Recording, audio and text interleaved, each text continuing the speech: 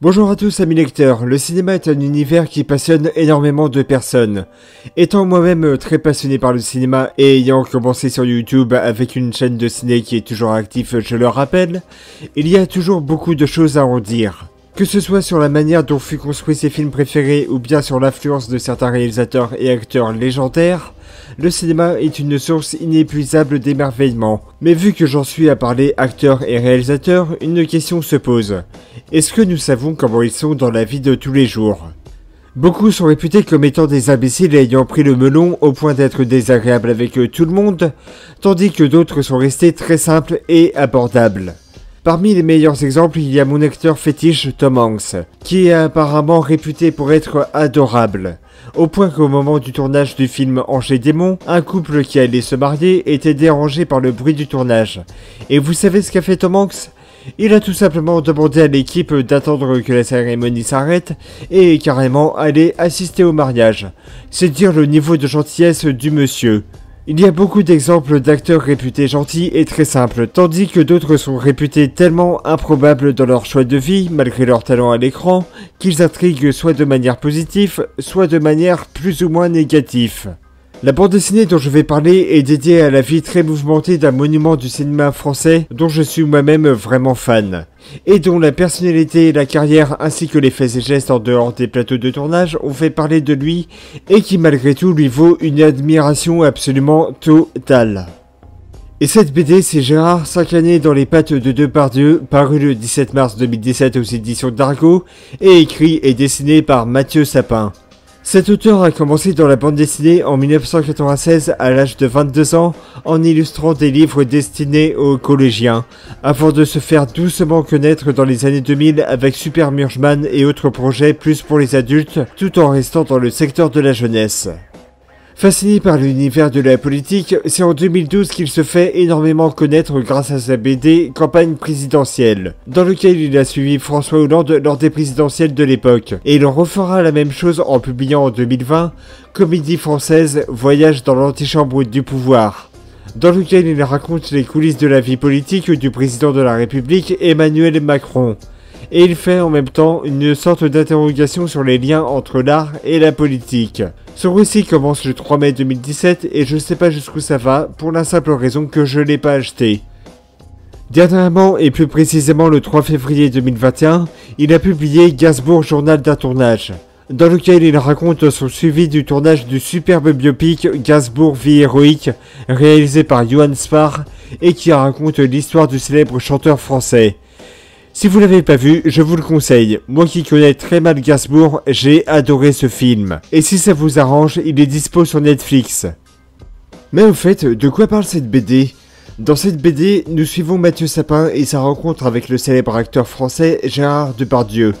De sa rencontre avec l'acteur va commencer un grand voyage qui va durer 5 ans.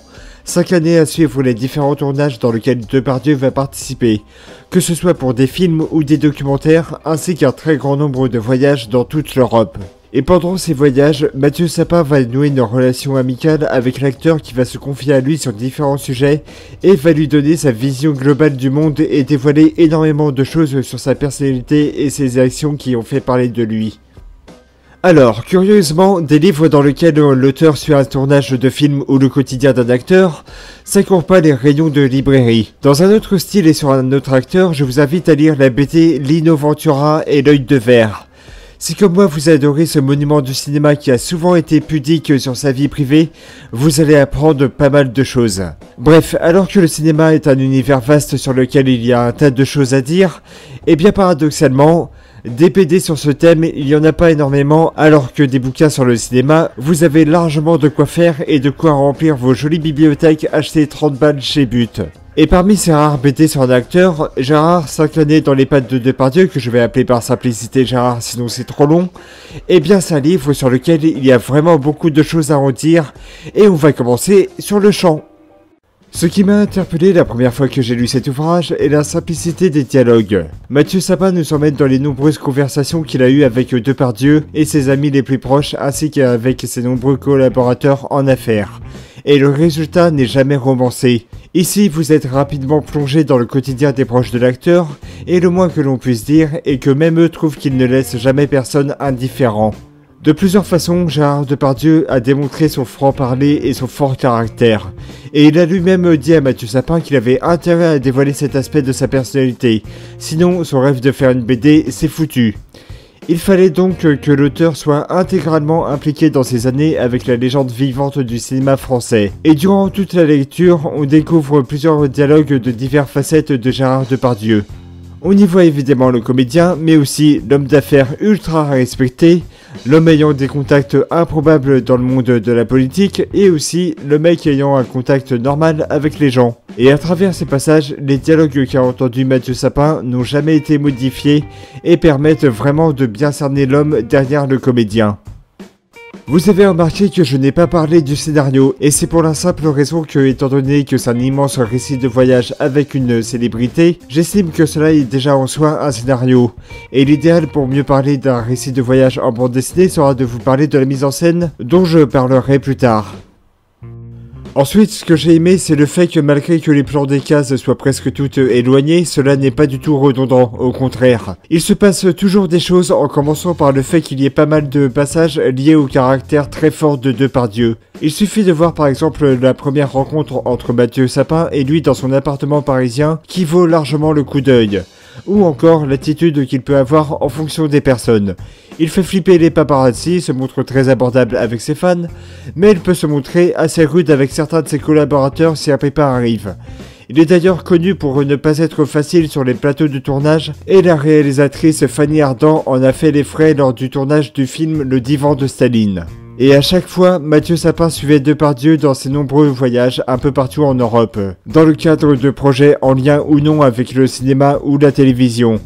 Par exemple, il y a un gros chapitre sur le voyage de Depardieu qui retrace le récit de Alexandre Dumas dans son livre Voyage en Caucase. Et ce chapitre est vraiment très garni. Il est important de noter que l'auteur s'est vu invité à participer à des choses auxquelles il s'attendait pas du tout. Genre aller à la piscine avec Depardieu, se doucher avec lui juste après, assister à des réunions quand l'acteur est en mode homme d'affaires. C'est quelque chose d'intéressant à savoir, et ça lui a permis de bien compléter les décors de ses dessins. Les dessins d'ailleurs, parlons-en. Mathieu Sapin a une manière de dessiner qui me fait énormément penser à des dessins de presse que l'on voit sur les journaux genre Ouest France ou Le Télégramme. Mais c'est pas du tout désagréable car au final, il se passe toujours des choses sur ces dessins qui possèdent souvent des décors assez détaillés. Il y a du mouvement régulièrement avec les différentes personnes qui côtoient l'acteur et qui se mettent à raconter des anecdotes sur les diverses rencontres de Depardieu, histoire de creuser un peu plus sur ce personnage qui suscite tant l'admiration. La mise en scène dans cette BD est très simple et souvent remplie de moments drôles avec, comme je l'ai dit, beaucoup de plans un peu éloignés, mais qui sont vite remplis par les dialogues des personnages et par certains passages qui ont surpris l'auteur. Comme par exemple le calme absolu de l'acteur quand il rencontre en Russie un boxeur tchétchène aux amis un peu louches et qu'il a dévoilé son flingue à Depardieu quand Mathieu Sapin était absent. Ou encore le fait qu'il soit un énorme gourmet et qu'il a suivi le tournage de la série culinaire À pleines dents qui était disponible sur Netflix à un moment, et dans lequel Gérard Depardieu et son ami le cuisinier Laurent Audio parcourent le monde pour découvrir des spécialités culinaires. Eh bien croyez-moi, étant donné la consommation délirante de bouffe que s'envoie Depardieu, Baptiste Marchais de Benchen Cigars et ses repas de seigneur à côté, c'est genre que dalle pour lui. Durant tout le périple qui lui a permis de faire sa BD, Mathieu Sapin a été attentif aux moindres détails des faits et gestes de l'acteur et aussi à ce qu'il a dit avec telle et telle personne.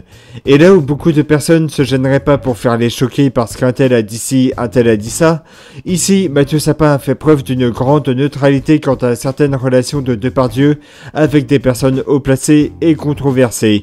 Et c'est à mes yeux un excellent point. Un autre aspect qui est très bien dans ce bouquin est qu'il y a des séquences dans lesquelles l'auteur et le comédien échangent, et ce dernier se livre sans la moindre pudeur sur énormément de sujets, comme s'il connaissait Mathieu Sapin depuis un moment d'ailleurs. Il lui parle de thèmes comme par exemple son rapport avec le cinéma, la littérature, ce qu'il pense de l'opinion publique à son égard, la politique ou encore la mort. Beaucoup de passages parfois intenses qui font une énorme entorse à l'image que l'on se fait de lui parfois à la télé. Ce bouquin, c'est une véritable odyssée dans l'univers d'un monstre sacré du cinéma français, sans jamais rajouter un aspect documentaire qui aurait pu casser le rythme de la lecture. Ici, nous sommes vraiment en train de suivre un véritable carnet de voyage assez détaillé, jamais avare en termes de choses à raconter, et qui laisse jamais indifférent que l'on aime ou pas l'acteur.